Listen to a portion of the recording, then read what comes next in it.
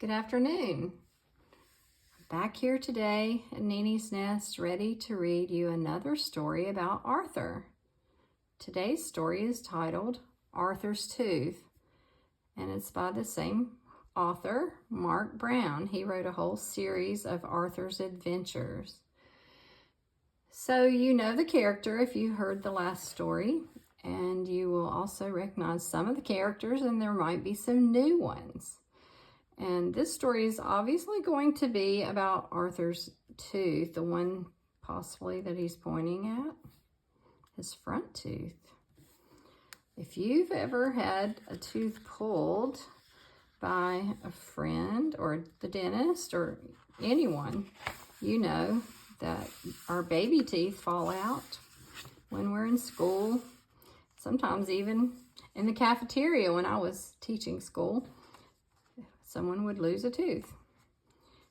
So the title page in here is just plain today. It has little designs, but the title and the author.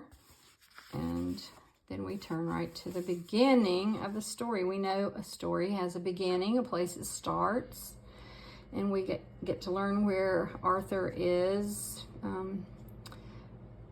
the setting. He's going to be in school part of the time. And you can look for the details and see what happens, what kind of problem Arthur has. Because by the end of this story, the problem should be solved. Finally, Arthur had a loose tooth. He wiggled it with his tongue. He wiggled it with his finger. He wiggled it all the time. One afternoon, while Arthur was wiggling his tooth during math, he heard a loud scream. Francine jumped up. "My tooth just fell out on the desk," she cried. "Class, how many of you have lost a tooth?" asked Mr. Marco. Everyone but Arthur raised their hands. I'm sure that makes him feel very different from everyone else. When Arthur got home, he didn't want any milk and cookies. "What's the matter, Arthur?" his mother asked. "I'm the only one in my class who still has all his baby teeth," he complained. So he's gone to the bathroom, gotten the dental floss, and he's trying to loosen his tooth, it looks like. "Don't worry," said his sister D.W. "Before you know it, all your teeth will fall out, and you can get false teeth like Grandma Thora." Arthur persuaded his father to make a special dinner for him: steak, corn on the cob, and peanut brittle. "I can't believe one little tooth can take so long to fall out," said Father. I'm thinking if he tries to eat corn on the cob with that front tooth, it could possibly come out. The next day, Muffy brought in a whole jar of her teeth for show and tell. "I got $2 for each one," she said. "One for my dad and one for my mom. I put it all in the bank to earn interest. I'm waiting for my investment to double." "Not me," said Francine. "I'm spending mine." And Francine must have gotten $1 for her tooth that she lost.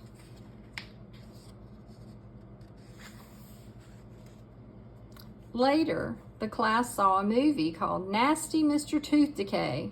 "Between the ages of 4 and 7, the announcer began, everyone begins to lose their deciduous or baby teeth." "Everyone except Arthur," shouted Francine. The whole class laughed. Arthur slid down in his seat. He wiggled his tooth as hard as he could.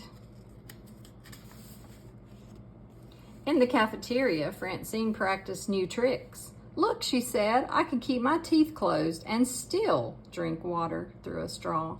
And I can squirt water too. Everybody line up for a squirting contest." Everybody except Arthur. Babies with baby teeth can't squirt water. Poor Arthur.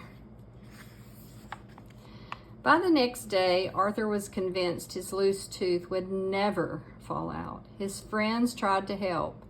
Buster brought carrots for Arthur's lunch. Crunchy crunchy carrots should do the trick. Sue Ellen showed Arthur how to put raisins over his teeth to make it look as if some were missing. Well, now that's very creative. The Brain, who we met in the last story, invented a special machine. It's a tooth remover, he explained. Just put your head in here. Even Binky Barnes wanted to help. I can knock that tooth out in 1 second flat, he said. Looks like someone's knocked a few of his out. That night, Arthur spent a lot of time in front of the bathroom mirror. So the whole family was waiting in line.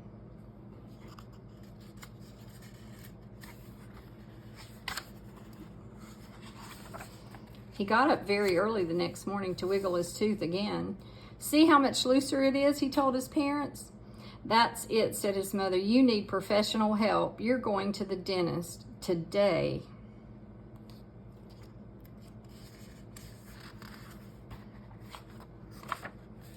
Going to the dentist? Asked Francine. Boy, do I feel sorry for you. Looks like Arthur's having some of the feelings of fear of going and sitting in the dental chair.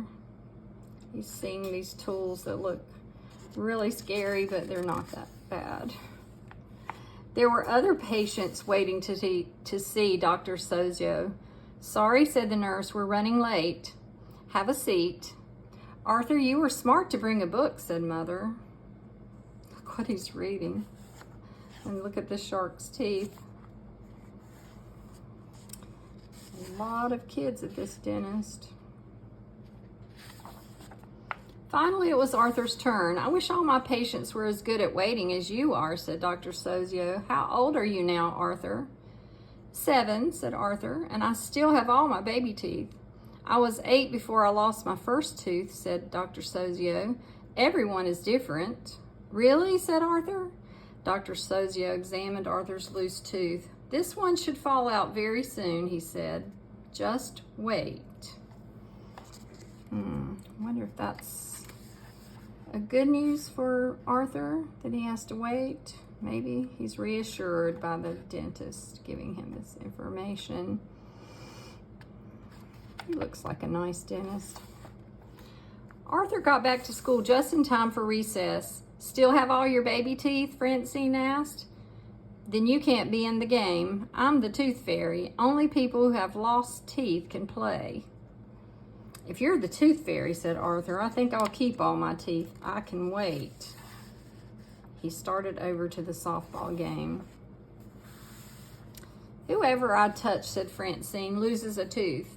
She flapped her arms. The one who loses the most wins. Francine twirled around and touched Buster.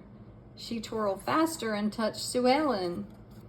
Twirling even faster, she slipped and hit Arthur. Sorry, Arthur, Francine said, but I told you no babies allowed. Arthur picked up his glasses. It's okay, he said. It's probably the nicest thing you've ever done for me.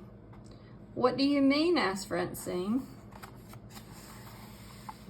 What do you think happened? Arthur just smiled. I think he was looking for his tooth in the grass. And he did finally lose that tooth. The problem was solved.